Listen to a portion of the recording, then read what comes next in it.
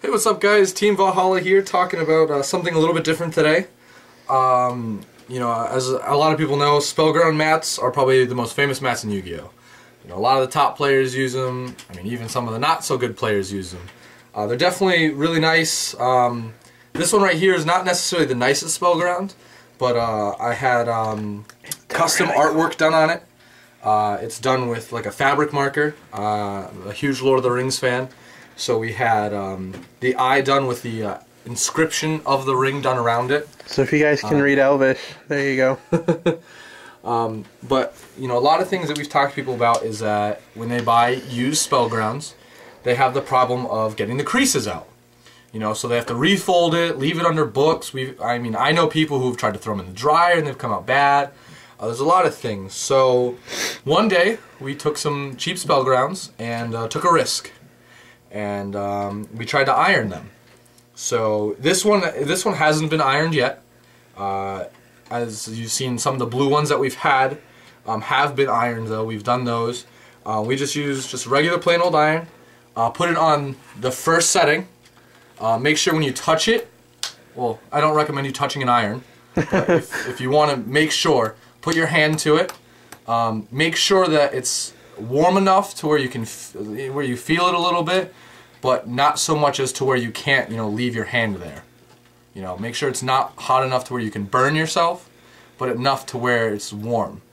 I know that sounds redundant, but after that you just do it like normal. Also, don't leave your hand on the iron for more than a couple seconds. Yeah, we're not trying to make sure that you burn your hand off and can't play the cards anymore.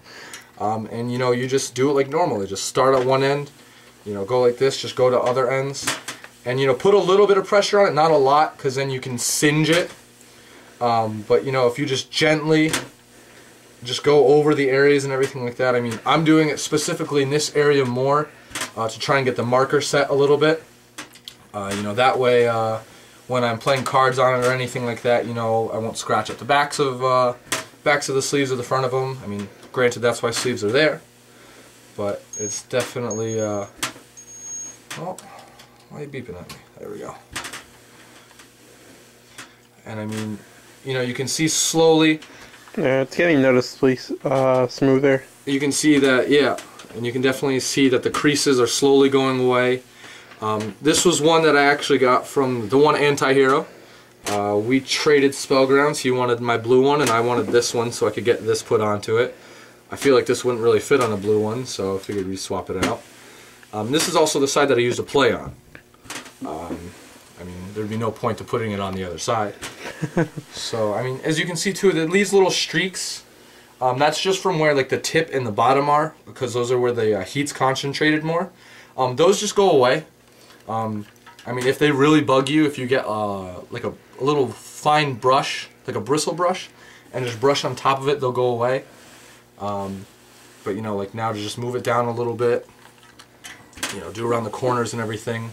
Don't let it sit in one spot for more than a couple seconds either, because that will also cause your mat to burn, and will also cause it to lose, like the softness that you're so used to with the Spellgrounds. But, especially like right here and everything like that, you can see where the creases are. And I just want to get rid of those so that way I can refold it to the way that I want to. I don't know if there's anybody that's actually done a video on this before. So if you burn your $200 Spellground, it's not my fault. You clearly didn't do something right. We've done this with quite a few, and not a single one is burned, not a single one is singed or anything like that.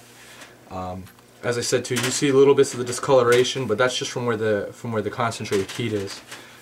They go away if you just flap it a little bit, anything like that. Because now you're looking at this part and you see they're slowly going back to the regular color as you start letting them settle in. So, just slowly go down. You'll see that it gets smoother as it goes. About how long does it usually take? If you have really deep creases, it'll probably take you, 10 minutes. If you want to keep going over it. But if you don't really mind them being there, and you just want to make sure it's crisp enough for you to refold, then you could probably just do it for 3 to 5 minutes. It's nothing that you need to do for a while. And the thing is too is that, you know, I've compared the ones that I've ironed to new ones, like fresh out of the packaging, and they feel just as new. I mean, we've had friends who've, you know, seen ours and be like, oh, I just got this one the other day, and we'll compare them just to see, and you won't really see much of a difference. And some of these are quite old. You know, some of these are, you know, 3-4 years old, everything like that. As I said, I don't recommend doing this with the really expensive ones just in case. If you do have a really expensive Spellground and you want to try ironing and you're sick of the creases, what you can do is just take a really thin piece of cardboard and again, leave it at like 1, maybe 2. See if you can feel the heat through the cardboard and just do the same thing, but you're going to want to do it a little bit faster because you don't want the cardboard to singe. Again, you know, if you're not old enough, make sure you do this with parental supervision. You don't want to set anything on fire. Yeah. And if you are old enough, I'm pretty sure you know how to work an iron by now. So either way, make sure you do it safely, and that's how to iron a Spellground, guys. Alright. Also, we'll post a link in the description below for the one anti-hero. Be sure to check him out.